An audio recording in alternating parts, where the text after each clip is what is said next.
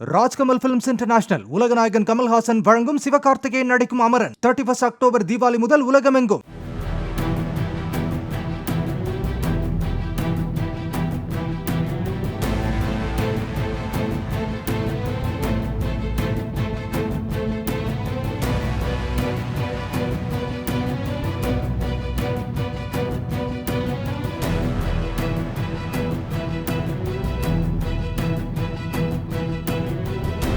மதுரையில் காதல் தகராறில் சண்டையிட்டவர்களை சமாதானப்படுத்த முயன்ற நபர் கத்தி குத்துக்கு பலியானார்.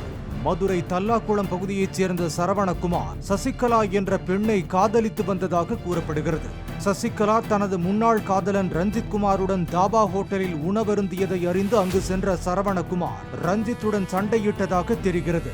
தகராறு முற்றி ரஞ்சித் தான் மறைத்து வைத்திருந்த கத்தியால் சரவணகுமாரை குத்தியதாக கூறப்படுகிறது. இந்த சண்டையை தடுக்க முயன்ற சரவணகுமாரின் நண்பர் இஸ்மாயிலுக்கும் கத்தி குத்து விழுந்தது. இதில் இஸ்மாயில் சம்பவ இடத்திலேயே பலியானார்.